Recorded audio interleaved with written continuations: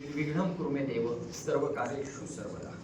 प्रार्थनेमध्ये एक ताकद असते, म्हणून प्रत्येक माणसाने प्रार्थना म्हणावी आणि प्रार्थना करावी.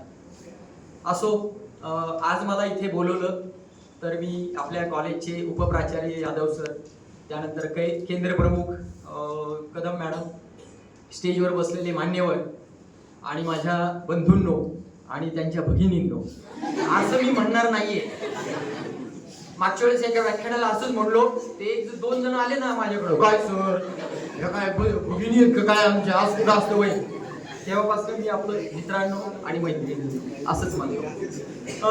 व्याख्यान हा शब्द ऐकल्यानंतर आपल्याला असं वाटतं की आता आपल्या मेंदूला मुंग्या येणार, आता आपल्याला काही कळणार नाही.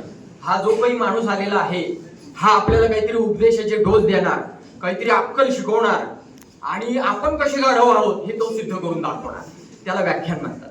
असं तुमचा एक मनामध्ये गैरसमज असेल, पण मी तुम्हाला काही व्याख्यान देणार नाही. मी फक्त माझ्या आयुष्यामध्ये जे काही किस्से झाले आहेत, माझ्या मित्रांमुळे, माझ्या काही मैत्रिणींमुळे, की ज्या आता नाहीयेत माझ्या, तर ते काही किस्से मी तुम्हाला सांगणार आहे. काही विनोद तुम्हाला सांगणार आहे, काही जोक मी तुम्हाला सांगणार आहे.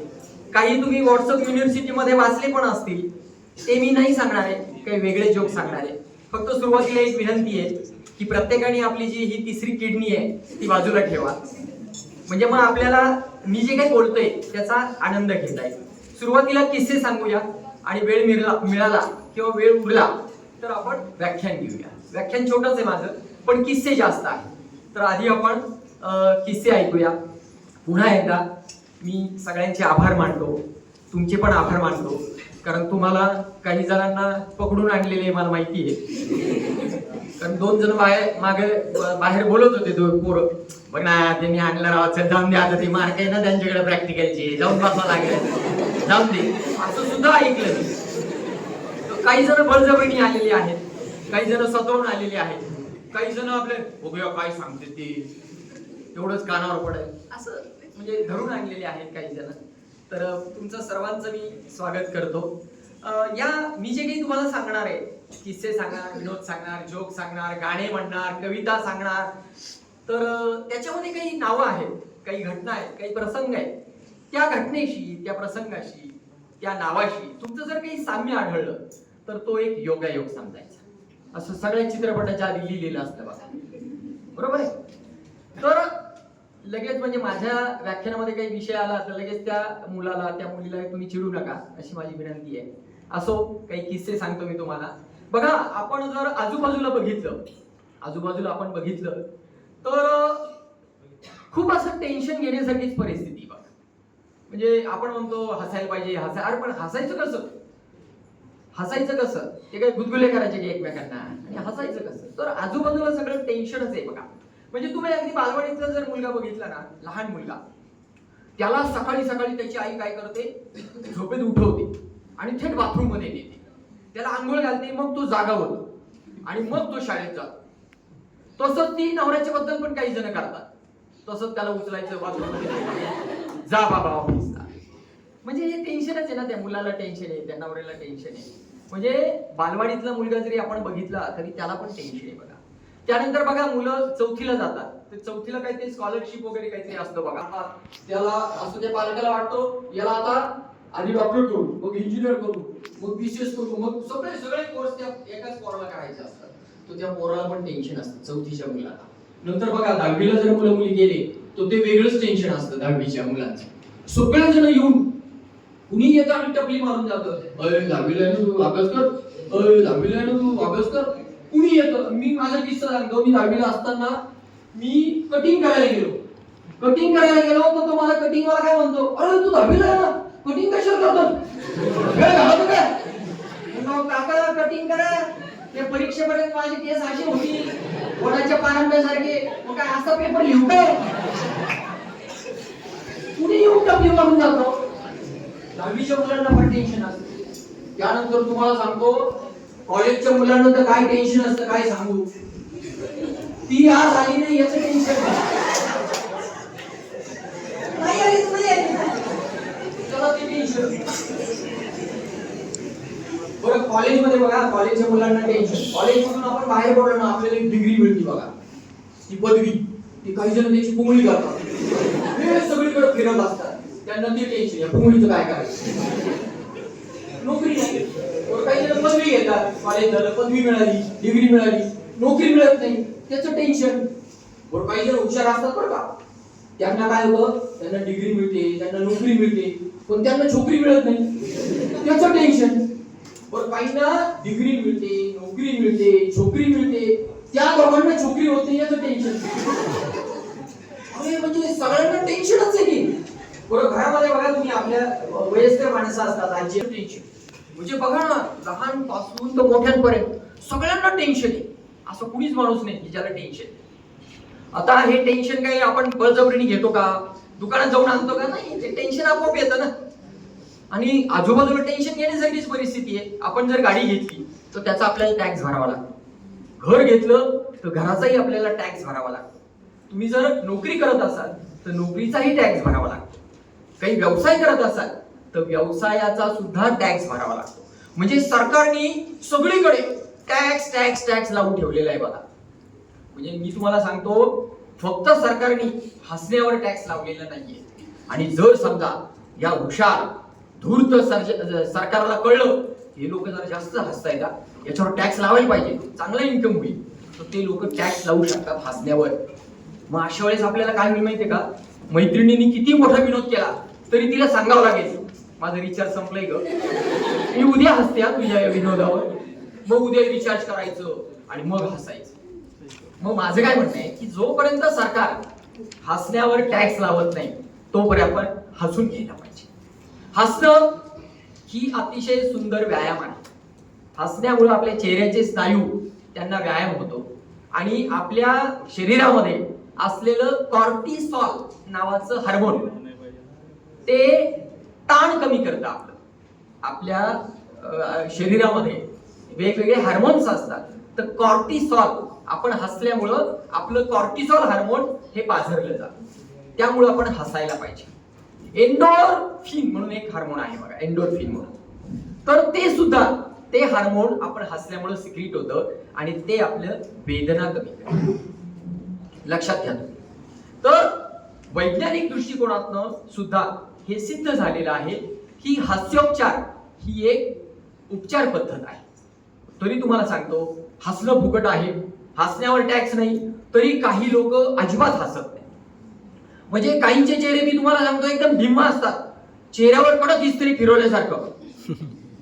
आपण किती विनोद करा ते एवढंच हसतात.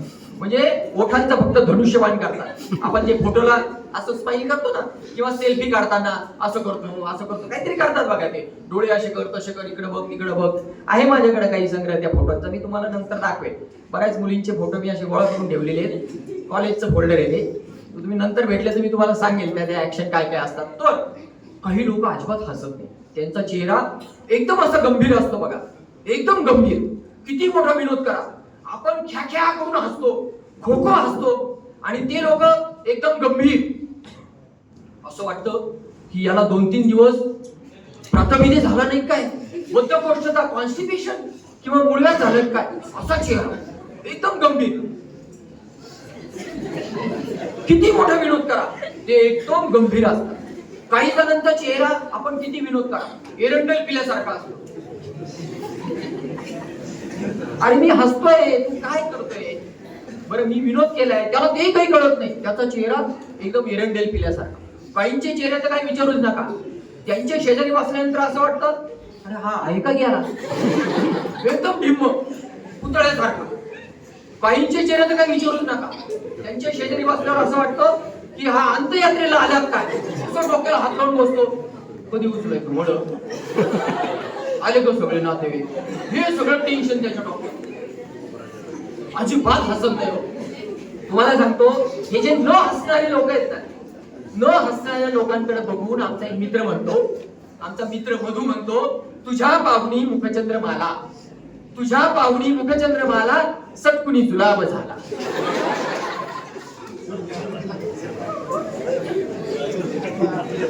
असो, पुन्हा एकदा मला इथे बोलवलं म्हणून कदम मॅडमचे आभार मानतो, तुमचे आभार मानतो आणि काही किस्से तुम्हाला सांगतो आणि त्यानंतर व्याख्यानाला सुरुवात करतो. आता व्याख्यान कुणाचं आहे आणि व्याख्यानाचा विषय काय आहे, व्याख्यान कुठे आहे, याच्यापेक्षा या व्याख्यानाला कुणी आणलंय त्याला फार महत्व असतं. त्याचा एक किस्सा सांगतो मी तुम्हाला. जामखेडला एक व्याख्यान होतं आमच्या मित्राचं, मधु नावाचा मित्र आहे आमचा, त्याचं जामखेडला व्याख्यान होतं. व्याख्यान 11 वाजता सुरू झालं. आता व्याख्यानाचा विषय अतिशय छोटा होता. व्याख्यानाचा विषय छोटा होता. काय होता व्याख्यानाचा विषय? विज्ञान आणि अध्यात्म.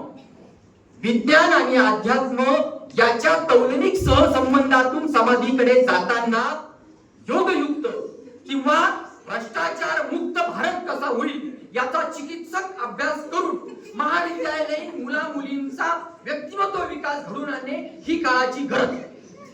व्याख्यानाचा विषय 11 वाजता व्याख्यान सुरू झालं.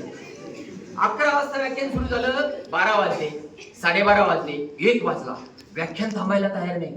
बरं, आमच्यासारखे जे बॅक बेंचर लोक होते ना, त्यांनी टाळ्या वाजवायला सुरुवात केली. बरं, टाळ्याचे पण 2-3 प्रकार असतात बरं का. एक टाळी असते आवडलंय पण तुमचं आम्हाला, आणि दुसरी टाळी असते बसताना काय बोर करताय, देवाचं पिळताय आम्हाला. लोकांनी टाळ्या वाजवायला सुरुवात केली. बरं, याला काय वाटलं, आपलं व्याख्यान आवडतं यांना, अजूनच पेटला, जोर जोरात व्याख्यान द्यायला लागला. 2 वाजले हो. तुम्ही सांगा, 11 वाजता व्याख्यान सुरू झालं आणि 2 वाजले. लोक कंटाळले, काय करावं कळे ना. शेवटी तुम्हाला सांगतो, मागच्या बाजूनी 2 जण उभे राहिले, एकाच्या हातात काठी होती. ते 2 जण स्टेजच्या जवळ यायला लागले. तसा आमचा मित्र मधू घाबरला. ते जसे जवळ येत होते तसे याचे हातपाय लटपटायला लागले आणि मग ते स्टेजच्या जवळ आले 2 जण, एकाच्या हातात काठी. आणि मग मधू म्हणाला, नाही आता काय आहे, थोडंच राहिलं, 5 मिनिटाचं, शेवटचंच राहिलं. तो त्याच्यातला एक जण काय म्हणला माहिती का, सर तुम्ही बोला, अजून 1 तास बोला, आमचा तुमच्यावर राग नाही, तुम्हाला इथं कुणी आणलंय त्यांना शोधतोय आम्ही.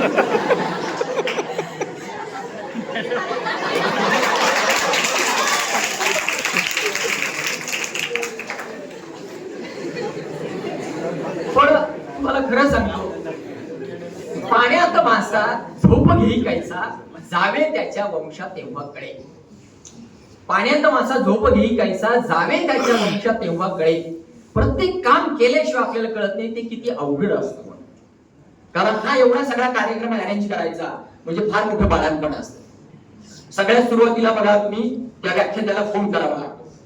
बरं, त्याला फोन केला ना, तो व्याख्याता आहे ना, भिंतीला पाय लावून बसलेला असतो बरं का, एकदम रिकाम टेकडा असतो. तरी तो काय म्हणतो फोनवर, मला बघावं लागेल तारीख आहे का, म्हणजे उगीच भाव खायचा.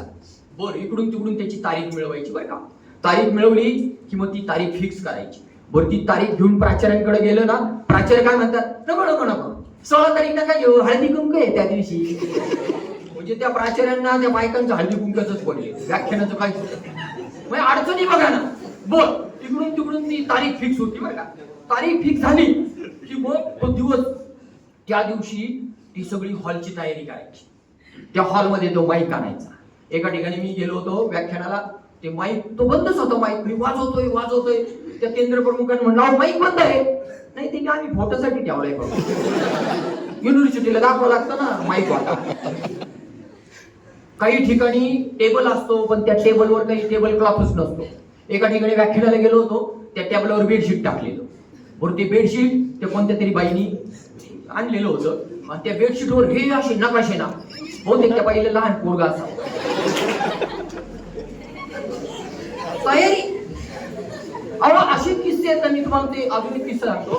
एका ठिकाणी व्याख्यानाला गेलो आणि मग तिथे आहे ना, ते मला त्यांनी सत्काराच्या वेळेस आहे ना असे फुलं दिले बरं का. आता व्याख्यान सकाळी लवकर होतं. फुलं दिले तर कोणते फुलं दिले, ते कॉलेजच्या बागेतले धोतरीचे फुलं. हे एवढं धोतरा आणि ते पांढरे फुलं. म्हणजे इतकं अवघड असतं ना हा कार्यक्रम अरेंज करायचं म्हणजे. आणि त्यात तुम्हाला सांगतो, हे सगळं अरेंज करायचं, नंतर पोरांना धरून आणायचं. पोरं ऐकत नाही. 2-3 वेळा व्याख्यानाला आणलं ना, दिसलं ना लगे हे नको ते आले बरं, पोरं थांबत नाही. मग त्यांना पकडून आणा. म्हणजे एवढं सगळं दिव्य असतं व्याख्यान आयोजित करायचं. बरं, इकडून तिकडून व्याख्याता झाला, तारीख फिक्स झाली, सगळी हॉलची तयारी झाली. आता त्या व्याख्यात्याची ओळख करून द्यायची. अरे ते तर फारच मोठं असतं. व्याख्यातेची ओळख कोण करून देणार? मग ते जे असतात ना तेव्हा, काय बाई तुम्ही करून देता का? गप्प बाई, मला कशाला? ती बाई आडेवडी, अरे तुम्ही प्राध्यापक आहे, द्या ना ओळख करून. तरी ती लाजतीये. मग त्या पाहुण्यांची ओळख, एका ठिकाणचा किस्सा सांगतो तुम्हाला. ते बहुतेक प्राध्यापिका आहे ना, नवीनच होत्या बरं का, ते CHB बेस वगैरे असं काहीतरी असे नवीन प्राध्यापिका. आणि त्यांनी माझी ओळख करून दिली बरं का. आल्या त्या स्टेजवर, मी असं बसलेलो आणि मग त्यांनी सुरुवात केली बरं का माझी ओळख करून द्यायला. जमलेली माझे सगळे प्राध्यापक वृंद, आज आपल्याकडं हे प्रमुख पाहुणे आले. त्यांना कोण ओळखत नाही, त्यांना कोण ओळखत नाही. मागून आवाज आला, कुणीच नाही. माणसाकडे बघितल्यानंतर आपल्याला कळतं बरं का की हा माणूस काय करू शकतो किंवा काय घोळ घालू शकतो. त्याचं ते चालणं, त्याचं ते बोलणं. आणि मग त्यांनी काय केलं, माझा बायोडाटाचा कागद मी त्यांच्याकडे दिला. त्यांनी तो कागदच हरवून टाकला. एवढी मोठी ओळख करून दिली होती मी, त्याला लिहून दिली होती, त्यांनी ते हरवून टाकलं. बरं हरवून टाकलं तर स्टाईल मध्ये आला बरोबर एकदम त्या माईक समोर. आम्ही हवेतच गोळ्या मारायला सुरुवात केली ना, कारण कागद नव्हता. मग जोशी सरांची काय ओळख करून द्यायची, सुरू झाला तो एकदम. आज आपल्या व्याख्यानात माझंच नाव वाचत होता. ओळख माझी करून देणार, माझंच नाव वाचतोय माझं. आज आपल्या कार्यक्रमाला हे जोशी सर आलेले आणि ते खूप मोठे आहेत. त्यावेळेस मी असाच होतो, काही मोठा होईल पण कागद हरवला ना. मग कागद हरवलं ही फेकायला सुरू केली त्यांनी. आपण नाही का परीक्षेच्या वेळेस लिहितो बघा, शेवटचे 10 मिनिटं सगळं फेकायचं असतं. आणि ते प्राध्यापक येतात, द्या द्या ना पेपर. काही मिळत नसतं बरं का आपल्याला. एकदम काहीतरी साक्षात्कार बघा आठवलं आणि शेवटचे 10 मिनिटं काय नाही ना, 2.5 तास नुसता बस. आणि मग शेवटचे 10 मिनिटं याच्या अंगामध्ये बीज संचारते आणि तो फेकायची करत असतो. तसं तो प्राध्यापक माझी ओळख करून देतो. तर आजच्या आपल्या कार्यक्रमाचे जोशी सर, त्यांच्या बालपण एकदम हलाखीत गेलेले आहे. आता माझे वडील प्राचार्य होते, मी बदाम काजू पिस्ता खाऊन मोठा झालो. आणि हा काय सांगतो, मी हलाखीत गेले. पण मी लिहून दिलं होतं, पण कागद हरवला. आणि त्यांचं कार्य खूप महान आहे. त्यांनी खूप मोठमोठे उद्योग केलेले. आणि मी काय ओळख करून देणार त्यांची? तेवढा काच. अहो काय तुम्हाला एक किस्से एका ठिकाणची गंमत सांगतो. आता हे झालं आणि व्याख्यानाला गेलो होतो. व्याख्यान झालं माझं, सगळे मुलं मुली हसत होते. आणि मग माझे आभार, त्या एक प्राध्यापक उभे राहिले. आताच डॉक्टर विजय जोशी यांनी आपल्याला खळखळून हसवलेलं आहे आणि सगळे मुलं एकदम आनंदी झालेले आहेत. मी आपल्या कॉलेजच्या प्राचार्यांना विनंती करतो की सरांचा बोके घेऊन सत्कार करावा त्यांचा. म्हणजे आता बोके काय देता येईल, मांजर तरी द्या.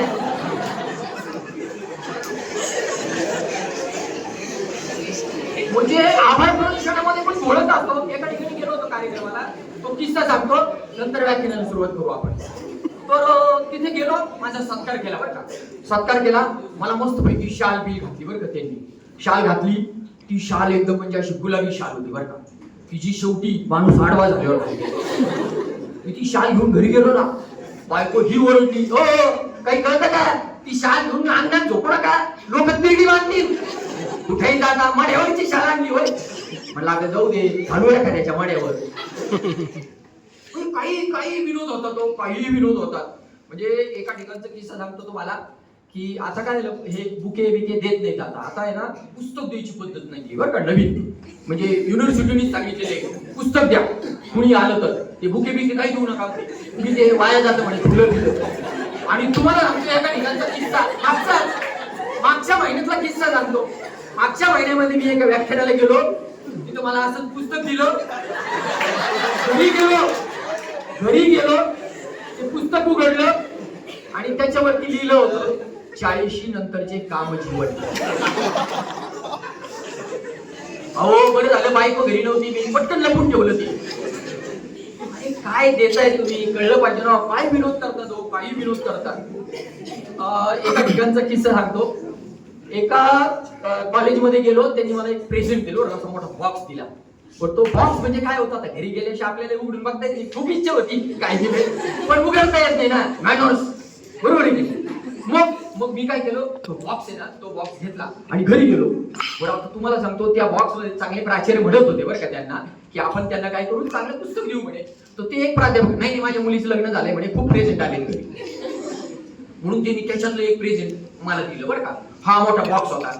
बरं घरी गेलो आणि मोठा बॉक्स होता, मी पण खुश झालो, म्हटलं चला बायको पण खुश होईल. आणि पण बायको घरी नव्हती, पण ते उघडून बघितलं आणि मग उघडून बघितलं, त्याच्यामध्ये होती साडी. त्या बॉक्स मध्ये मी पटकन ठेवून दिली. ती 2 दिवसांनी बायकोच्या हाती लागली ना, आणि मग तिने 8 दिवस मला उपास. सकाळी जेवण नाही, संध्याकाळी जेवण नाही. मी आपलं प्रत्येकाला फोन करायचो, व्याख्यान ठेवता का, व्याख्यान ठेवता का. तर व्याख्यान असेल की जेवणाची व्यवस्था होती ना. आणि तुम्हाला सांगतो, काय द्यावं बरं पाहुण्यांना हे कळलं पाहिजे ना. असे किस्से सांगतो, एक किस्सा सांगतो शेवटचा, आणि मग व्याख्यानाला सुरुवात करू आपण. 1 मे महाराष्ट्र दिनाच्या दिवशी माझ्या एका कंपनीमध्ये व्याख्यान होतं. त्या मॅनेजरला रिटायरमेंट म्हणजे सेंड ऑफ होता, आणि तिथं माझं व्याख्यान त्यांनी ठेवलं होतं, हसण्यावर टॅक्स नाही.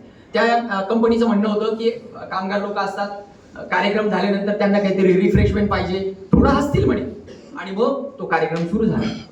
तुम्हाला सांगतो, हे कंपनीचा हॉल भरलेला मोठा हॉल होता. सगळे कामगार आलेले, सगळे त्यांचा स्टाफ आलेला, सगळे एम्प्लॉय आलेले, स्टेजवर ही गर्दी, ते मॅनेजर बसलेले, मी बसलेलो, सगळे सगळे सगळे कामगार बसलेले. आणि मग एकेकाने मनोगत व्यक्त करायला सुरुवात केली बरं का. प्रत्येक जण यायचा, त्या मॅनेजर बद्दल बोलायचा.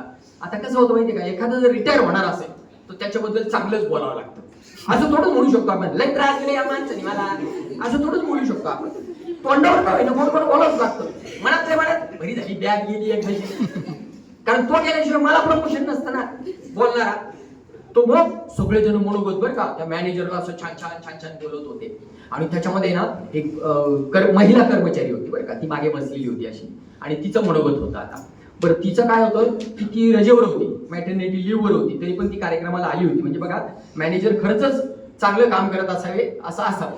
मग ती आली बरं का, तिला ते काहीतरी 7वा-8वा महिना असावा. मग ती सगळं सांभाळत येत होती बरं का. बघा, आपण कुठे काय बोलतो, कुणा समोर बोलतो, कुणा बरोबर बोलतोय, याचं भान आपण ठेवायला पाहिजे.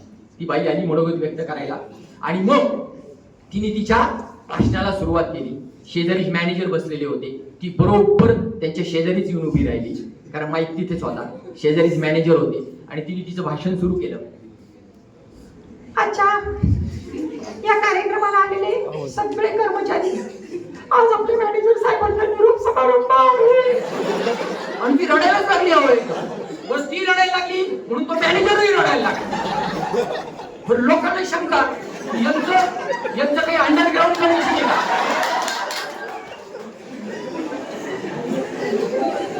असतात काही पुरुष हलवे. तो मॅनेजरही रडायला लागला.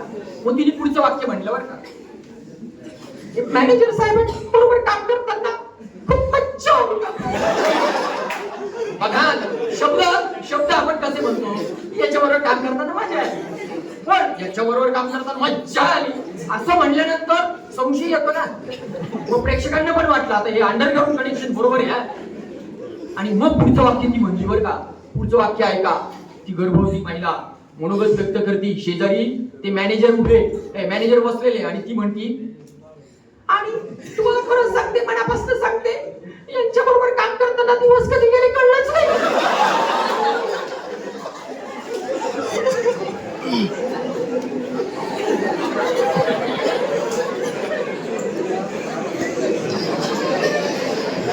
आपण काय बोलतोय, कुणासमोर बोलतोय, याचं भान ठेवायला पाहिजे ना. असो, पुन्हा एकदा तुमच्या सगळ्यांचे मी आभार मानतो. तुम्ही सगळे कार्यक्रमाला उपस्थित राहील. आणि आमच्या एक मित्राचा किस्सा सांगतो तुम्हाला. आमचा मित्र मधू पहिलीपासून 12वी पर्यंत आमच्या वर्गात होता बरं का. म्हणजे आपण ज्याला म्हणतो ना लंगोटी दोस्त, आता लंगोटी गेली म्हणा, पण दोस्त, तो पहिलीपासून 12वी पर्यंत आमच्या वर्गात होता. तुम्हाला सांगतो, तो मधू इतका वल्ली होता आणि हजरजबाबी होता. आम्हाला जे 4 वर्षांनी कळायचं ना ते त्यांना 4 वर्ष आधीच कळायचं. एवढा भारी होता तो, एवढा भारी होता. वर्गामध्ये सगळ्यात पुढं. आम्ही 3री-4थीला असतानाचा किस्सा सांगतो. आम्हाला आहे ना एक बाई होत्या, त्यांचं नाव होतं मोदकबाई. नाव होतं त्यांचं मोहिनी दत्तात्रय कर्वे. सगळेजण त्यांना शॉर्ट फॉर्म करायचे मोदकबाई. मग नंतर काय झालं, 5वा वेतन आयोग आला, 6वा वेतन आयोग आला आणि मग त्यांचा आकार पण एकदम मोदकासारखा झाला. आणि मग त्या मोदकबाई बरं का, आम्हाला मोदकबाई होत्या. मग त्या 3रीला आमच्या वर्गात आल्या बरं का. आणि तुम्हाला सांगतो इतक्या गोड आवाजात, प्रेमळपणे, जिव्हाळ्याने, आत्मीयतेने त्यांनी आम्हाला विचारलं. काय विचारलं? 15 ऑगस्टला भाषण कोण केलेलं आहे? अरे एवढं प्रेमाने विचारलं, आम्ही दोन्ही हात एकदम मांडीतच घातले. मग त्यांनी दोन्ही हात वर केले. बाई मी बाकी ना मध्याला म्हटलं अरे एक हात वर करणार. तो मध्ये काय म्हणे, नाही नाही बाईनी एक हात खाली केला तर दुसरा राहू दे वरती म्हणे. आणि मग मध्यानी भाषणात भाग घेतला. 15 ऑगस्टचं भाषण तुम्हाला सांगतो. आमचा मित्र, त्याचं पहिलं भाषण, आमचा पहिला मित्र, सगळं पहिलं तो भारी असता पहिलं. आणि मग 15 ऑगस्टचा दिवस उजाडला. 15 ऑगस्टचा दिवस उजाडला. आम्ही सकाळी सगळेजण पळत शाळेत. वरती तर शाळेत गेलो तर गेट बंद, गेटला कुलूप. मग आम्ही काय केलं, पूर्वजांचं स्मरण केलं आणि मग गेट वरनं उड्या मारल्या. आणि मग आत गेलो. मग थोड्या वेळाने सगळे आमचे शिक्षक हळूहळू यायला लागले. तिथं गेलो तर काय, आमच्या सगळ्या शिक्षिका एकाच साडीत, म्हणजे एकाच रंगाच्या साडीत. आमच्या बाई कोणत्या आणि यांच्या बाई कोणत्या काहीच कळायला तयार नाही. पण तिथे ना आमच्या शाळेमध्ये एक शिक्षक होते, त्यांच्या पत्नी पण तिथंच होत्या. पूर्वी तो नियम होता बघा, पती पत्नी एका ठिकाणी नोकरीला पाहिजे म्हणून सरकारचा नियम होता. बहुतेक काय असेल, पतीवर लक्ष ठेवायला पत्नी आणि पत्नीवर लक्ष ठेवायला पती, असं काहीतरी सरकारच्या डोक्यात असेल. आता नियम आहे का मला माहिती नाही बरं का, पण आता नियम असला तरी कोण लावतो एका ठिकाणी. नको भाऊ ही बॅग दुसरीकडे बघली असं म्हणत पैसे घेऊन बदली करून ठेवायला बसले. तर तुम्हाला सांगतो की एक शिक्षक प्रत्येक बाईला जाऊन हात लावायचे खांद्याला, ए आबा ऐकलं का, आणि नंतर म्हणायचं तुम्ही का. प्रत्येकाला तो त्याच्या बायकोला शोधत होते. काय माहिती मुद्दाम करत होते का खरंच बायकोला शोधत होते. आणि मग तुम्हाला सांगतो त्या तिथे झेंडावरती चढवण्याचा कार्यक्रम सुरू झाला बरं का. आणि मग झेंडावरती चढवला आणि मग एक धोतर आलं आतमध्ये, म्हणजे धोतरात माणूस होता. आणि त्या माणसाने, तो प्रमुख पाहुणा आमचा, त्यांनी 1947 सालापासून सुरुवात केली त्या सांगायला. म्हणून भागो म्हणला ते 1947 आणि आजपर्यंत हा इतिहास सांगणार. तुम्हाला सांगतो धोतर 2 तास 30 मिनिटं बोललो. आम्हाला त्यांचं काही कळलं नाही आणि त्यांना आमचं काही कळलं नाही. आम्हाला एवढंच कळलं, यांचं भाषण उस्तर 2 भिस्कीच्या पुढे थांबून झाले. मग त्यांचं भाषण झालं. मग बाईंनी अनाउन्समेंट केली, मोदक बाईंनी, यानंतर मुलांची भाषण होती. अरे आम्हाला एकदम उत्साह आला. पहिला मित्र, त्याचं पहिलं भाषण, पहिलं स्टेज, पहिला 15 ऑगस्ट, सगळं पहिलं. अरे काय सांगतो तुम्हाला, पहिलं. मग तो मध्या हळू स्टेज कडे यायला लागला भाषणासाठी. तुम्हाला सांगतो, तुम्ही बऱ्याच कार्यक्रमाला गेले असताल बघा. तो एक बलिदानाचा कार्यक्रम असतो बघा, किंवा बळी द्यायला एका माणसाला नेतात बघा. आणि त्या कार्यक्रमाला आपण जातो, चुकून चाकून जेवतो आणि तिथे एक गाणं ऐकतो बघा आपण, बहारो फूल बरसाओ, तो बळीदिन. तर त्या बळीदिन आम्हाला त्या गाण्याचीच आठवण झाली. मग जसं हळू पुढे येत होता, मग त्याची ती एंट्री. मग ते आता ते आहे ना दूरबीर, त्यावेळेस काही दूरबीर नव्हते. आणि मग तो मधू हळू येत होता बरं का. आम्हाला इतकं भारी वाटलं.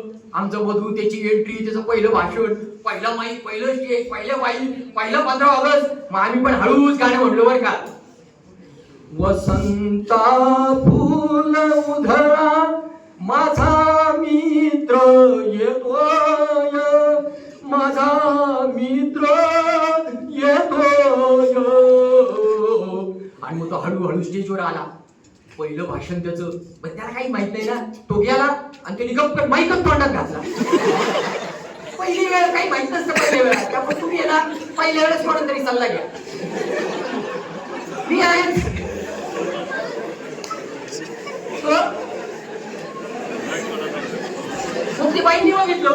त्यांनी माईक तोंडात घातला.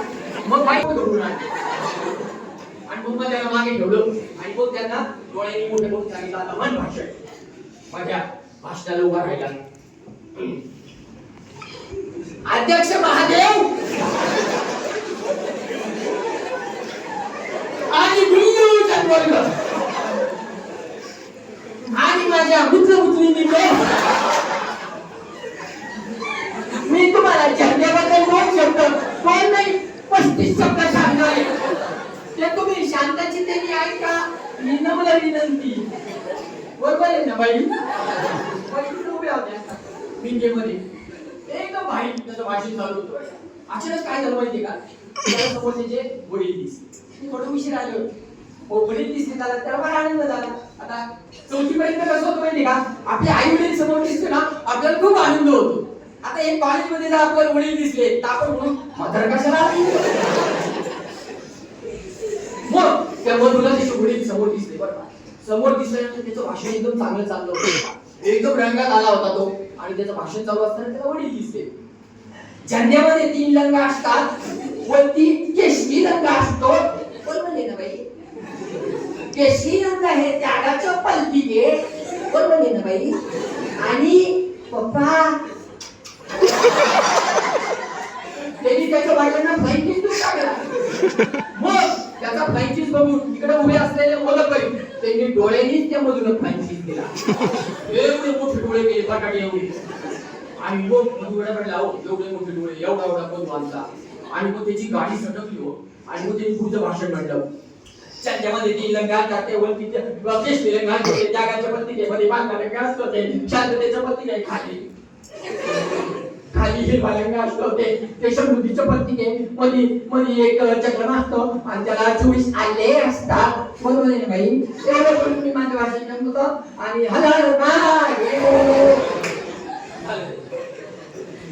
आम्हाला थोडी शिंग यायला लागली बरं का. आणि मग 8वी मध्ये आम्हाला जरा बरंच कळायला लागलं. बरं आमच्यापेक्षा जास्त त्या मधुला कळायला लागलं कारण त्याला पुढचं 4 वर्षाचं आधीच कळत होतं ना.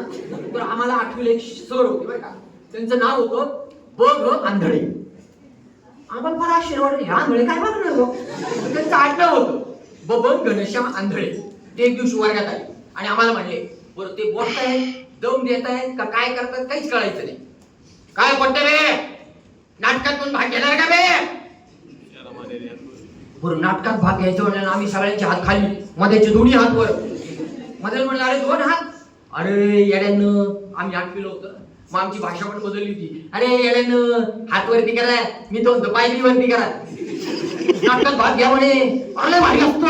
11:30ला प्रार्थना झाली ना ते नाटकाच्या तालमीला जायचं आणि डायरेक्ट 5:30ला शाळा सुटली की दप्तर घेऊन घरी जायचं. असं असतं होय.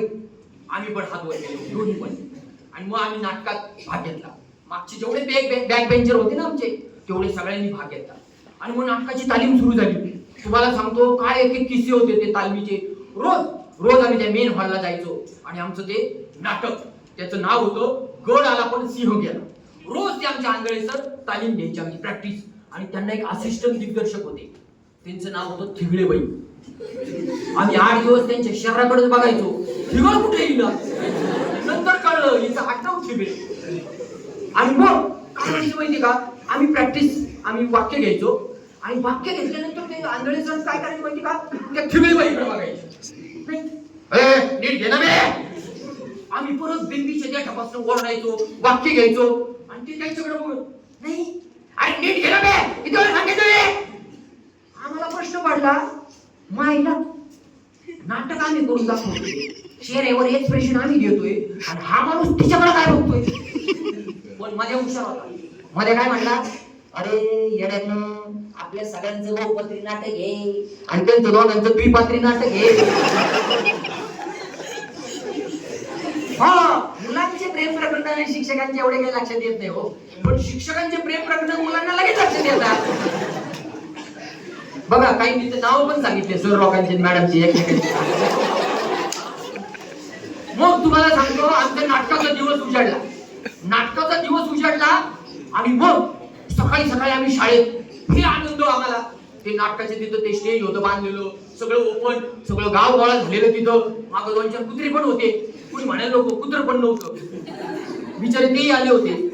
आणि मग तुम्हाला सांगतो आम्ही ते तिथे गेलो आणि मग तिथे ना एक हातात पेटी असलेला माणूस आला बरं का. हे एवढं मोठं कपाळ होतं त्याचं, म्हणजे गंध लावायला सुरुवात केली ना तिथपर्यंत गंध लावा लागला. टाकला होता वताड विमानतळ पूर्ण. आणि मग तो आम्हाला म्हणला चला रे रांगेत उभे राहा. आम्हाला वाटलं तांदूळ वाटतात की काय, पोषक आहात. आणि मग तो म्हणे नाही मी तुमचा मेकअप करणार आहे. मग त्यांनी आहे ना त्या पेटीवाल्या माणसाने आम्हाला मेकअप करायला सुरुवात केली. तो काय करायचा सगळ्या डब्या उड्या करून ठेवले होते ते. कोणत्या डबीत हात घालायचा आणि आमच्या चेहऱ्याला लावायचा. माझ्या वेळेस काळ्या डबीतच हात घातला. ते काळे. मग ते दुसऱ्या डबीत हात घातला. त्यांनी तुम्हाला सांगतो आधी आम्हाला रूज लावला, नंतर त्याच्यावर फाउंडेशन लावलं, मग नंतर परत रूज लावला, मग त्याच्यावर फेअर लवली लावली आणि मग पावडर लावली, त्या पावडरवर परत रूज लावला आणि मग त्याच्यावर परत स्लो लावला. अरे काय कशावर काही चाललं होतं. आणि मी तुम्हाला सांगतो थरावर थर इतके थर दिले त्यांनी आमच्या चेहऱ्यावर. 1 तासाने आमचे पोपडे पडायला लागले चेहरे. आधी आम्ही इतकं भारी दिसत होतो आणि ते मेकअप केल्यामुळे भोकाडी दिसायला लागले. सगळे घाबरायला लागले आम्हाला. हो कोणी आहे. मग आम्ही म्हणायचो अरे आम्हीच आहे. आणि मग तुम्हाला सांगतो थोड्या वेळानंतर ठिगळेबाई आणि आंधळे सर आले. त्या आंधळे सरांच्या हातामध्ये मोठं गाठोडं होतं आणि त्याच्यामध्ये आमचे नाटकाचे कपडे होते. मग त्या आंधळे सरांनी काय केलं, ते कपडे काढले गाठोड्यातले आणि मग ते आम्हाला दिले.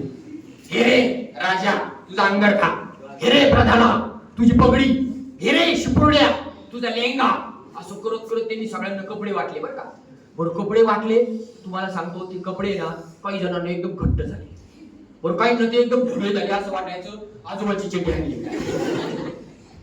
आणि मग आधी तर आम्ही भोकाडी दिसतच होतो. ते कपडे घातले, तो मेकअप, त्या खपल्या पडलेला, अजूनच भोकाडी दिसायला लागलो. म्हणजे 1 नंबर भोकाडी दिसायला लागलो. आम्ही आमचा मध्या त्याच्या पॅन्टला नाडीच नव्हती. आम्ही आमचा कार्यक्रम काय सगळ्या अख्ख्या शाळेत आम्ही सुतळे शोधत होतो. त्यावेळेस ना झिरबाळ्या लावलेल्या असायच्या बघा, सुतळ्या असायच्या त्या. आणि मग आम्हाला काही सुतळी मिळायला तयार आहे. मग आम्ही काय केलं, एक काठ्या आणला, कमरेला काठ्या बांधल्या आणि मग त्याची ती पॅन्ट स्थिर झाली.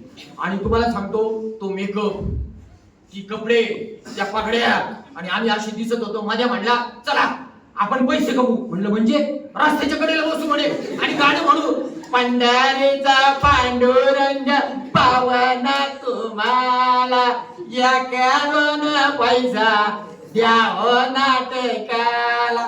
म्हणलं नको, त्या आंधळे जर हद्दीला आपल्याला म्हटलं. आणि मग कुणीतरी ओरडलं चला चला चला स्टेजवर बोलवलंय. आम्ही आपलं चिंगाट थेट स्टेजवर. तिथे ना आमचा एक मित्र होता, त्याचं नाव होतं अष्टपुत्रे. तो अनाउन्समेंट करणार होता. आता तुम्हाला सांगतो त्याची पहिली अनाउन्समेंट, हातात पहिलं माईक, सगळं पहिलं हे उत्साह. आणि मग त्यांनी काय केलं, अनाउन्समेंट द्यायला सुरुवात केली. हे उत्साह त्याचा. पहिली वेळ, पहिल्या लग्नाला कसं आपण सगळ्यांना बोलवतो बघा, आणि दुसऱ्या लग्नाला घरात 4 जण होते. आपण म्हणतो झालं का, हा झालं का दुसरं. म्हणजे पहिल्या वेळेस उत्साह असतो. मग तो अष्टपुत्रे त्यांनी अनाउन्समेंट द्यायला सुरुवात केली बरं का. त्याची अनाउन्समेंट सुरू झाली. रसिक प्रेक्षकांना विनम्र अभिवादन करो. रसिक प्रेक्षकांना विनम्र अभिवादन करो. सादर करीत आहे एक कौटुंबिक नाटक.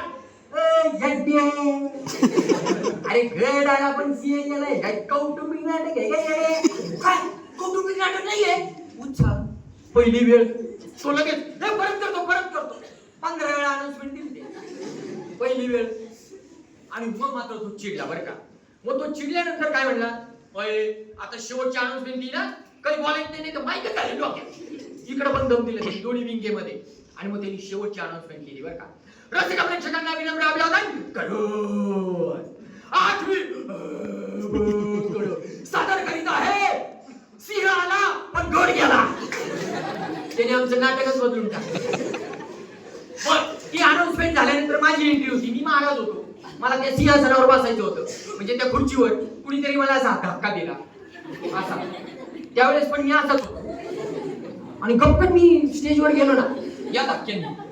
आणि मग मी तिथे जाऊन स्टेजवर बसलो. बरं मी बसलो, माझ्यानंतर माझ्याची एंट्री होती. तो प्रधान होता. मग तो आला आणि त्याच्या कमरेला तलवार.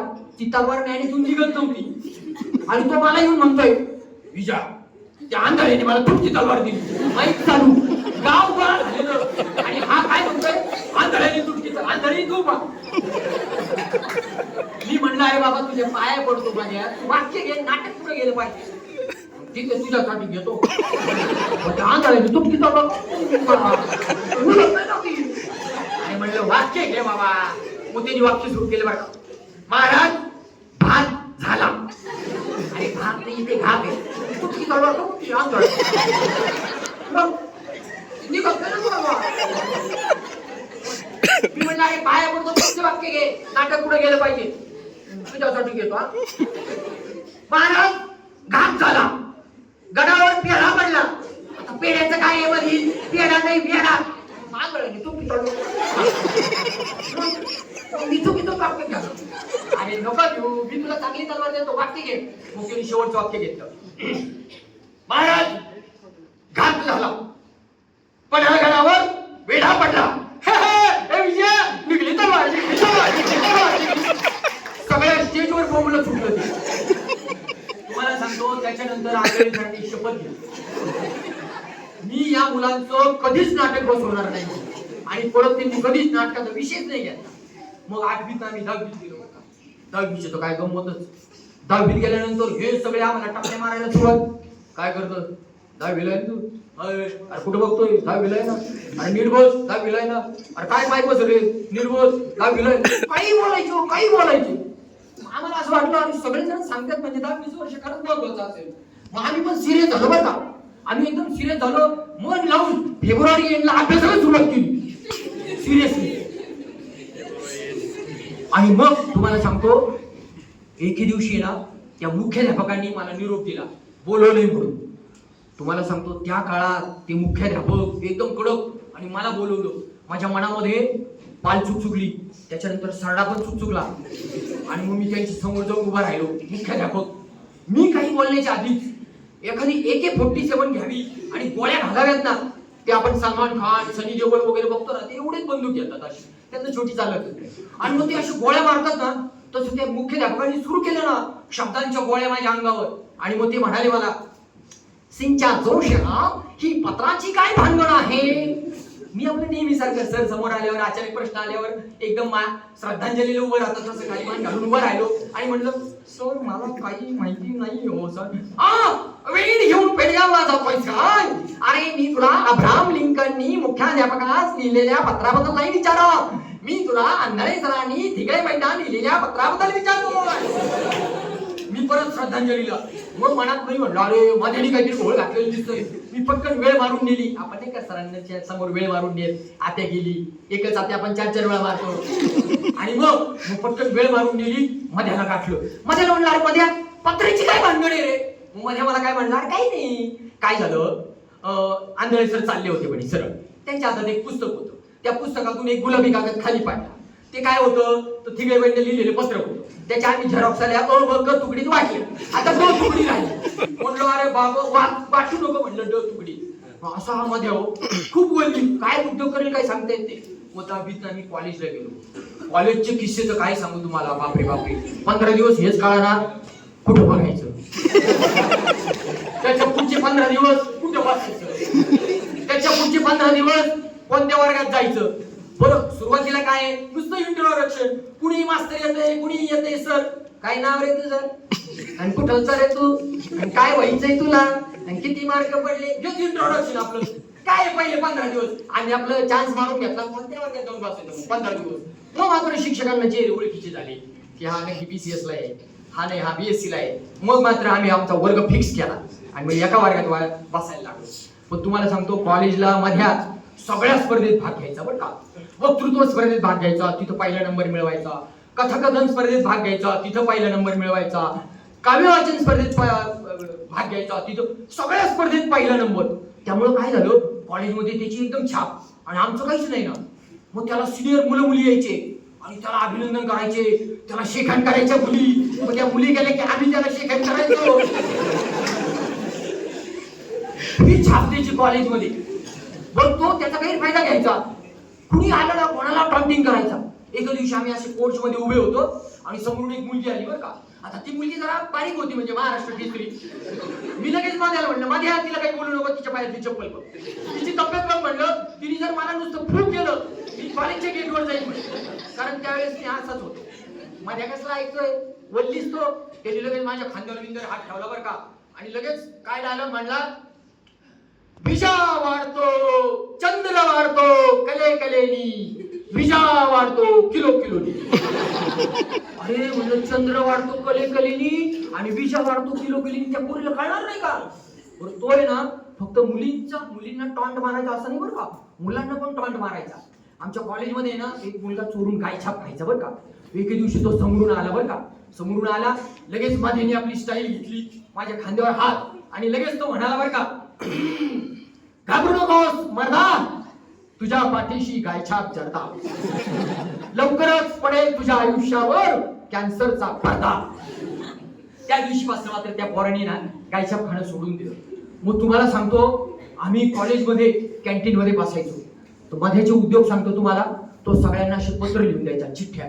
त्याच्या वरच्या खिशामध्ये पहिलं प्रेम, चिठ्ठी तयार असायची, फक्त नाव घालायचं. प्रेम भंग झाला असेल, मागच्या खिशातून चिठ्ठी काढायचा, फक्त नाव घालायचं, गाळलेले शब्द भरा. कॅन्टीन मध्ये समुपदेशन चालायचं. एक दिवशी आम्ही असं कॅन्टीन मध्ये बसलो होतो, तर एक जण आला बरं का, सुरेश खोडणकर नावाचा मुलगा. तो आला, तन तन तन तन करत आला कॅन्टीन मध्ये, आणि मग आम्हाला म्हणला, अरे काय विषय, त्या पोरींचं काही खरं नसतं म्हणे, आपण एवढा त्यांच्यावर खर्च करा, तिच्या वाढदिवसाला मी याव दिलं त्याव दिलं, आणि तिने मला बघ ना काय केलं, मी पुस्तकासाठी पैसे मागवले घरच्याकडून, ते तिच्यावर उधळलंय. मध्ये म्हणे नक्की काय झालं, सारांश सांग ना. तो म्हणला प्रेम भंग झाला. अरे मग एवढंच सांग ना, एवढं कशाला सांगतो. तो खोडणकर इतका चिडला होता. तो काय म्हणला माहितीये का, अरे हम उनके गम में इतने रोए, हम उनके गम में इतने रोए कि कई टब भर गए. टब म्हणजे आपण आंघोळ करतो ते टब, किती रडला असं बघा तो. हम उनके गम में इतने रोए कि कई टब भर गए, लेकिन वो इतने बेवफा निकले उसी टब में नहाने चले गए. मग तुम्हाला सांगतो, आमची 12वी झाली. 12वी झाल्यानंतर मी मेडिकलला गेलो आणि माझ्या MA BEd झाला. मग आमच्या भेटीगाठी जरा थोड्याशा दुरावल्या. 15-15 दिवसाला आम्ही भेटायचो. आता मी मेडिकलला गेलो, माझं दुसऱ्या वर्षीच लग्न फिक्स झालं. मेडिकलला ती सोय असते बरं का, तुम्ही कुठेही जा, कुणी मेडिकलला गेलो ना त्यांचं लग्न दुसऱ्या किंवा तिसऱ्या वर्षीच ठरतं. आर्ट्स कॉमर्स BCS ला सोय पाहिजे बरं का. तर मग माझं लग्न जमलं, माझ्याच लग्न झालेलं नव्हतं. बरं आम्ही त्याला बऱ्याच मुली दाखवल्या की बाबा बघ लवकर कर, पण तो काय ऐकायला तयार नाही. त्याची चॉईस एकदम ऊंची लोगो की ऊंची पसंत. म्हटलं मार तिकडे. मग काय झालं माहिती का, एक दिवशी तो माझ्या घरी आला. मी आणि बायको असं घरा हॉलमध्ये होतो. त्याच्या हातामध्ये 4 फोटो होते, आणि मग त्यांनी दारातूनच मला दाखवलं, ए विजया कस काय त्रिपुरी. तुम्हाला सांगतो, माझी बायको शेजारी होती. आता ते फोटो किती जरी चांगले असते तरी मी म्हणू शकत नव्हतो ना छान आहे पुरी, कारण त्याला काहीच माहिती नाही ना, त्याचं लग्न झालेलं नव्हतं, त्याला हे माहितीच नाही. बायको हा पाळीव प्राणी असतो काही उचल. आणि मग त्याच्या लक्षात आलं बरं का माझ्या. मग तो म्हणला, वहिनी अहो मला स्थळ सांगून आले. मग तुम्हाला सांगतो, मग आमच्या बायकोचा चेहरा जरा थोडासा काय म्हणतात अधिक असा चेहरा होता, जीभ बाहेर आलेली, हातामध्ये सगळे शस्त्र, पायाखाली मी महिषासूर म्हणून, असा तिचा 11व्या विकाला चेहरा. आणि जेव्हा माझ्या म्हणला की मला स्थळ सांगून आले, तेव्हा मग आमची बायको म्हणली, बसा हा भाऊजी चहा टाकते. इतक्या वेळ काय होतं, बसा तुम्ही दोघं लाटच आणते. मग तुम्हाला सांगतो, आम्ही असं टेबलवर बसलो, मध्ये टिपाई होता, ते 4 फोटो ठेवले, आणि मग आमची सपाट महाचर्चा सुरू झाली त्या 4 फोटोंवर. मग पहिला फोटो मी बघितला आणि मध्याला म्हणला, अरे मध्या हे बघ, ही MBA झालेली मुलगी आहे, चांगली आहे, करून टाक लग्न, दोघांची 4 होतील पटकन.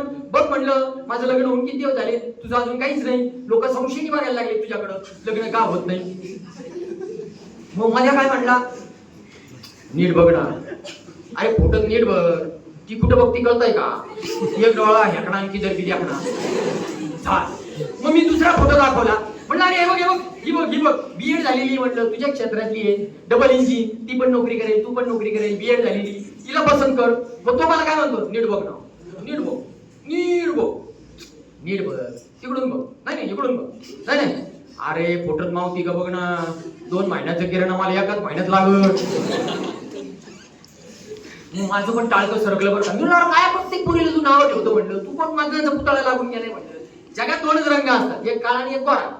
तुला जर गोराच रंग पाहिजे, गोरी बायको केली ती जर रोज तुला हाणलाईन लागली, काय उपयोग त्या गोऱ्या रंगाचं म्हणलं. अरे स्वभाव बघ म्हणलं. आणि लग्न म्हणजे तरी काय म्हणलं, मी त्याला सांगत होतो की लग्न म्हणजे काय. Marriage is the adjustment between the 2 vertebral animal. 2 पृष्ठवंशीय प्राण्यांमधील तडजोड म्हणजे लग्न. मग मी त्याला म्हणलं अरे लग्न संसार हा सुखी करायचा असेल तर काय करायचं म्हणलं. संसार सुखी करायचा असेल तर एक सूत्र लक्षात ठेव म्हणलं. बायको जर अग्नी झाली तर नवऱ्याने पाणी व्हायचं, आणि नवरा जर अग्नी झाला तर बायकोने पाणी व्हायचं.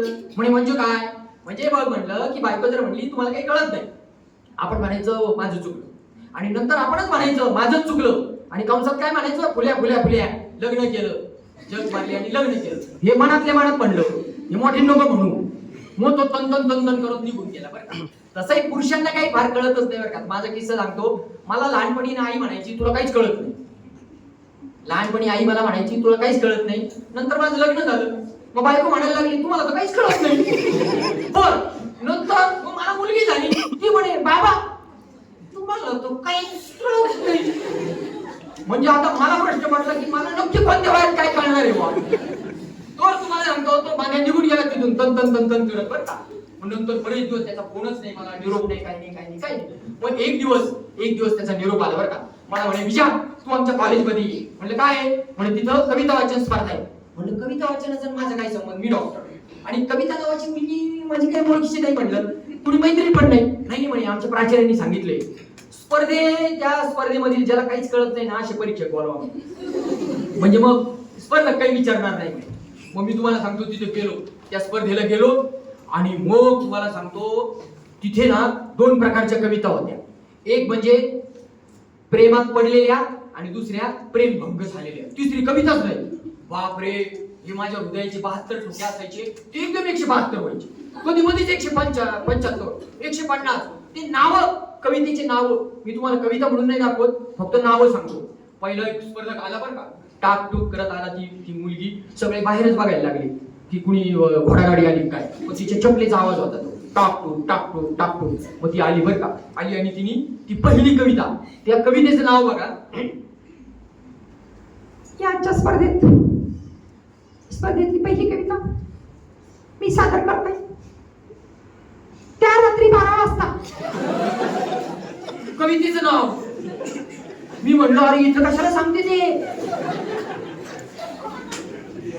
दुसरा एक कवी आला बरं का, तो मुलगा आला, तो एकदम आला तिथे एकदम स्टाईल मध्ये आला, आणि त्याच्या स्टाईल मध्ये उभा राहिला. माझ्या कवितेचं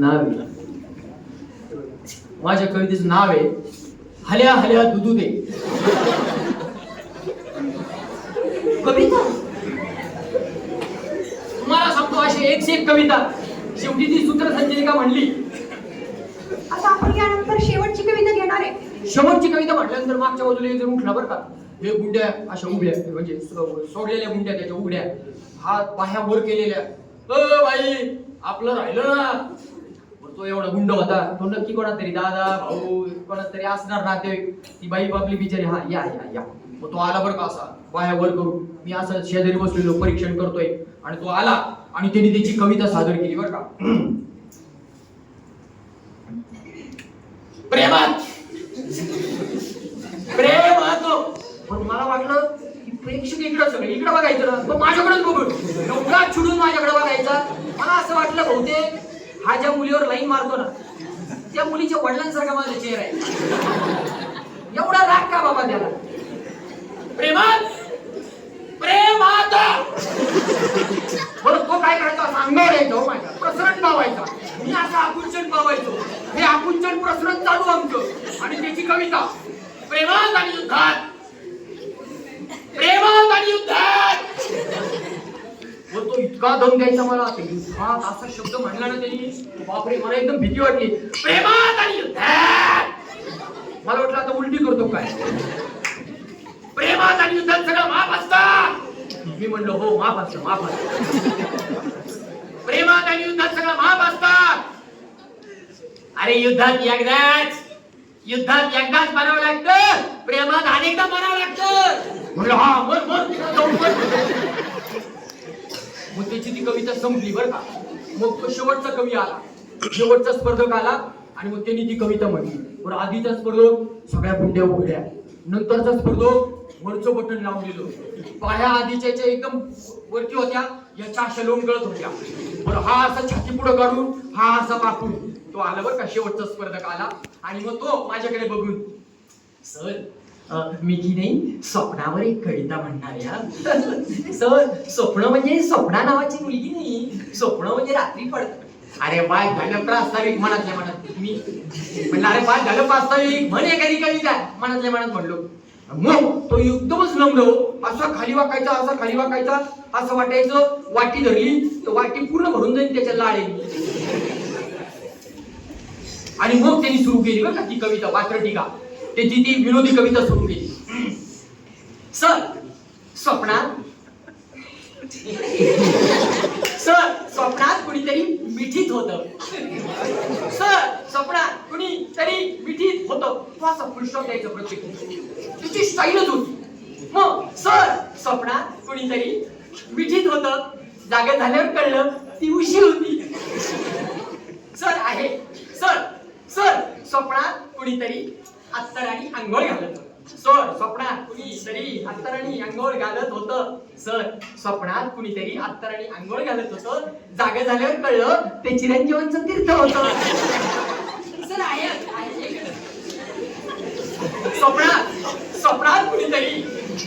स्वप्नात कुणीतरी गालाचं चुंबन घेत होतं. सर स्वप्नात कुणीतरी गालाचं चुंबन घेत होतं, जागा झाल्यावर कळलं कुत्र गाल चालत. स्पर्धा ना परत 72 ठोके झाले माझे. मला इतकं भारी वाटलं ना, म्हटलं अरे बापरे. मग मी माझ्याला म्हणलं, माझ्या परत मला काव्य वाचन स्पर्धेला जर परीक्षक म्हणून बोलवलं ना, माझे इतकं वाईट नाही कोणी, कुस्तीच्या स्पर्धेला बोलव म्हणलं. मी लंगोट घालून येईल, पण कविता नको म्हणलं. मग तुम्हाला सांगतो, माझ्याच लग्न झालं, त्याचे 2चे 4 झाले, मग 4चे 6 झाले. त्याला काय पाऊस पाणी लागत नाही. दुष्काळ असला तरी 140 कोटी, दुष्काळ नसला तरी 140 कोटी. मग माझ्याला एक सुंदर मुलगी झाली, तिचं नाव माधुरी नावाची मुलगी. ती अतिशय हुशार होती. प्रत्येक वर्गात ती पहिली यायची, प्रत्येक वर्गात. पहिलीला पहिली, दुसरीला 10वीला पहिली आली, ती बोर्डात आली सगळीकडं. आणि मध्या सुद्धा तिच्यासाठी वेगवेगळे पुस्तक आणायचा, चाइल्ड सायकोलॉजीचे पुस्तक आणायचा आणि तिला वेगवेगळ्या पुस्तकातलं माहिती द्यायचा. काय सांगायचं माझ्या तिला, तर माझ्या सांगायचा, माधुरी आयुष्यामध्ये यशस्वी व्हायचं असेल तर आपलं मन चांगलं पाहिजे, आपला मेंदू चांगला पाहिजे आणि आपलं मनगट चांगलं पाहिजे. मन, मेंदू, मनगट. मन चांगलं ठेवायला आपण चांगलं वाचायला पाहिजे, मेंदू शाबूत राहण्यासाठी मेंदूची मशागत करायला पाहिजे आणि मनगटामध्ये ताकद पाहिजे. ताकद म्हणजे आत्मविश्वास. मन, मेंदू, मनगट. काय सांगायचं अजून, मध्या म्हणायचा. मला त्या दिवशी आला तो माझ्याकडे दवाखान्यात. मला म्हणाले, विजया तुझा दवाखाना चांगला चालावं म्हणून सांगू तुला एक गंमत. म्हणलं सांग बाबा. म्हणजे तू एक काम कर, तुझ्या तोंडामध्ये शुगर फॅक्टरी ठेव म्हणे. व्यवसाय चालवायचा असेल, चांगला नोकरी चांगली करायची असेल तर तोंडाने गोड बोलायचं. शुगर फॅक्टरी पाहिजे आपल्या तोंडामध्ये. आपल्या डोक्यावर आईस फॅक्टरी पाहिजे. डोकं शांत ठेवायचं, तिकडे आग लागो, कुणीतरी विजवी, आपण शांत बसा. डोक्यावर आईस फॅक्टरी पाहिजे, तोंडामध्ये शुगर फॅक्टरी पाहिजे, मनामध्ये हृदयामध्ये सॅटिस्फॅक्टरी पाहिजे. 3 फॅक्टरी लक्षात ठेवा, असं माझ्या आम्हाला सांगायचं. अजून काय सांगायचं, तो माझ्या जीवनाची ABCD सांगायचं आम्हाला. तत्वज्ञान, ABCD. ए म्हणजे ऍटिट्यूड. आपला ऍटिट्यूड चांगला पाहिजे नेहमी. ऍटिट्यूड म्हणजे नक्की काय, थोडक्यात समोर आलेला एखादा माणूस जेव्हा आपल्याला पहिला दिसतो किंवा दिसते, त्यावेळेस आपल्या मनामध्ये जे काही विचार येतात त्याला ऍटिट्यूड म्हणतात. शिवाजी महाराजांचं उदाहरण लक्षात घ्या. त्यांचं वाक्य इतिहासातलं, अशीच मोठी आई असती तर आम्ही सुंदर झालो असतो. ऍटिट्यूड बघा. दुसऱ्या परस्त्री माते समान. हा ऍटिट्यूड फार महत्वाचा आहे. स्वामी विवेकानंदांचं एक उदाहरण देतो मी तुम्हाला. स्वामी विवेकानंदांकडे एक महिला आली, खूप सुंदर महिला आली. ती स्वामी विवेकानंद म्हणाली, स्वामीजी तुम्ही माझ्याशी लग्न करा. मग स्वामीजी म्हणाले का बरं? तर ते म्हणे की आपण जर लग्न केलं तर आपल्याला जो मुलगा होईल, आपल्याला जी आपत्ती होईल ते जगात एकदम बुद्धिवान होईल आणि तेजस्वी होईल. स्वामीजी म्हणाले त्या बाईला की तुम्ही डोळे बंद करा. त्या बाईने डोळे बंद केले. स्वामीजींनी त्यांचं डोकं तिच्या मांडीवर ठेवलं आणि म्हणाले, बाई आजपासून मी तुमचा मुलगा. ऍटिट्यूड बघा. ए म्हणजे ऍटिट्यूड, बी म्हणजे बॅलन्स डाएट. आपण काय खातो हे सगळ्यात महत्वाचं आहे. जसं पेट्रोल तुम्ही गाडीत टाकताल तशीच गाडी चालेल, तसंच ऍव्हरेज मिळेल. त्या गाडीची सर्व्हिसिंग पण झाली पाहिजे. बॅलन्स डाएट फार महत्वाचं आहे. सात्विक आहार, जे घरचं अन्न आहे. आपल्या आजी आजोबा बघा अजून ठणठणीने. आमच्या घरी 90 वर्षाचे आजोबा आहेत. रोज बाहेर बघतो आम्ही, पण ते रोज उठतात सकाळी. म्हणजे आम्ही रोज बाहेर बघतो ती कधी उठते आणि ते रोज उठतात सकाळी. 90 वर्ष वय, एक गोळी नाही. आमची आई 89 वर्षाची, एक गोळी नाही तिला. बीपी नाही, शुगर नाही, काही नाही, काहीच नाही. आमचे वडील 88 वर्षाचे होते, तोपर्यंत त्यांना एकही गोळी नाही. त्यांना विचारलं तर मी डॉक्टरचा बाप आहे असं सांगायचे. म्हणजे हे पूर्वीचे लोक का एवढे, यांचा इम्युनिटी एवढी का चांगली होती, यांची प्रतिकार शक्ती एवढी का चांगली होती? घरचं खाणं. घरचं खाणं फार महत्वाचं होतं. बॅलन्स डाएट, सात्विक आहार फार महत्वाचा आहे. ए म्हणजे ऍटिट्यूड, बी म्हणजे बॅलन्स डाएट, सी म्हणजे कंट्रोल. सी म्हणजे कंट्रोल. आता कंट्रोल म्हणजे काय? सगळ्याच गोष्टीचा कंट्रोल. मी आता कॉलेजवरनं येत होतो, एक पोरग बाईकवरनं 120च्या स्पीडने चाललो होतो. मी म्हटलं अरे 120च्या स्पीडने चालल्यामुळे कोणती पोरगी पटन का तुला? कशाला एवढं का? कंट्रोल कर जरा. आता एक जण बघा इंस्टाग्रामवर बघतोय, 3 तास झाले तेच बघतोय, 4 तास झाले फेसबुकवरच आहे. कंट्रोल. प्रत्येक गोष्टीमध्ये कंट्रोल फार महत्वाचा आहे. एखादा अरे म्हणला आपण लगेच त्याला काय, षष्टी प्रत्यय, चा ची चे. तो म्हणला चा, आपण लगेच ची. तो म्हणला चे, आपण लगेच चो. सगळं सुरू होतं लगेच चा ची चे. कंट्रोल. प्रत्येक गोष्टीत कंट्रोल करा. नाही म्हणायला शिका. कंट्रोल. नाही म्हणायला शिका. वाक्य फार महत्वाचं आहे. तुम्ही नाही ऐकायला शिका. तुम्हाला मी काही फॉर्म्युले सांगेल, जर एक जण नाही म्हणलं तर काय करायचं नक्की? दुसऱ्या बँकेत खातो उडवा. एकच बँक एक काय? नाही म्हणायला शिका आणि तुम्ही नाही ऐकायला शिका. लक्षात घ्या. अनेक विद्यार्थी जाऊन आत्महत्या करतात. ती नाही म्हणली याद में जाग जाग के हम रात भर करवटे बदलते थे. म्हणजे ती तिकडे झोपली ढाळढूर आणि जो नुसता या अंगावर त्या अंगावर होते रातभर करवटे. गरज नाही. एवढं कंट्रोल. कंट्रोल. सी म्हणजे कंट्रोल. प्रत्येक गोष्टीत कंट्रोल पाहिजे. खाण्यात कंट्रोल करा.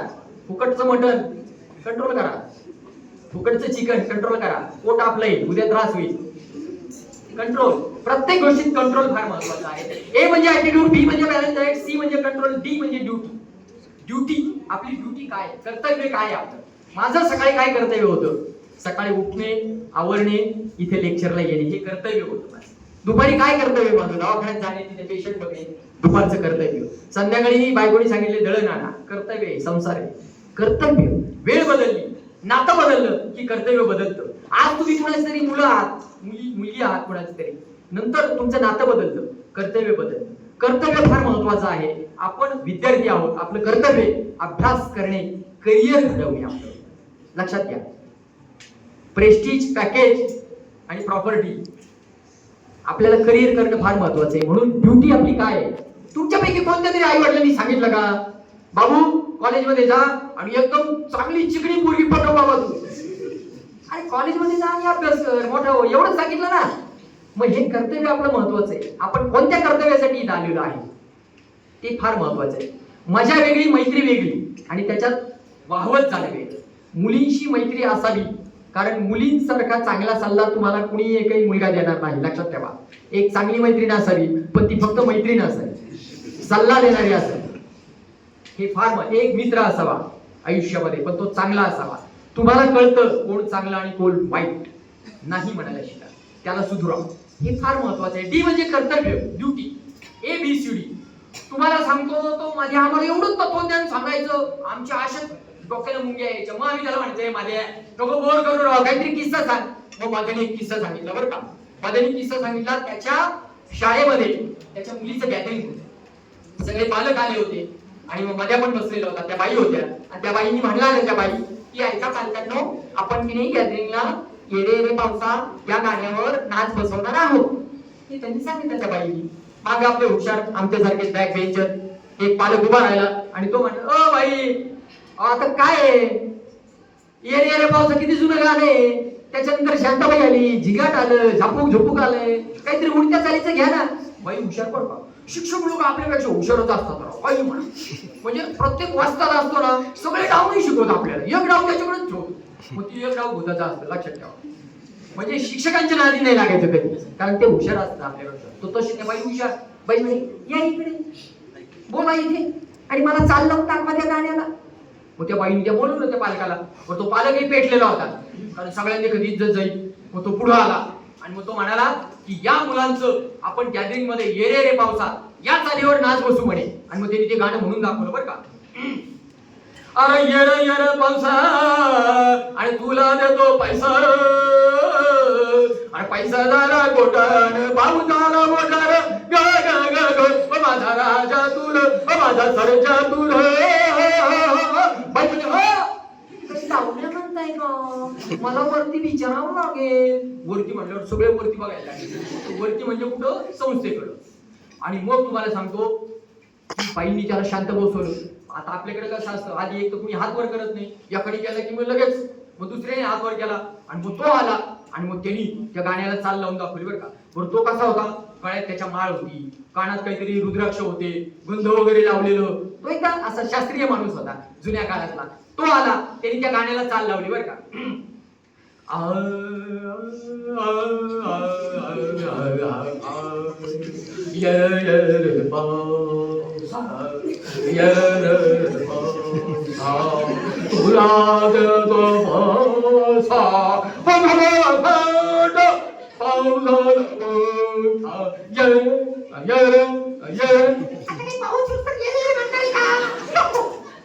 बाईने त्याला झटकवलं आणि मग तिसरा उठला. बाई लगेच शहाण्या, बाई हुशार होत्या. बाई म्हणे आता हे शेवटचं, कारण मला वरती सांगावं लागतं. या बाईला काही विचारलं ना वरती सांगावं लागतं. मला असं वाटतं तिच्या नवऱ्या जर म्हणलं ना तिला चहा टाक, मला वरती विचारावं लागेल, अशी मला उगीच शंका द्या.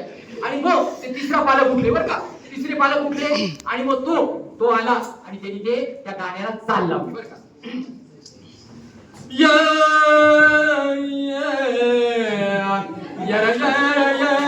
पावसा तुला देखो पैसा काटा काटा पावसाला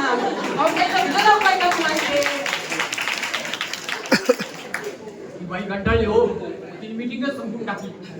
तुम्हाला सांगतो, एवढे किस्से त्या मधूचे.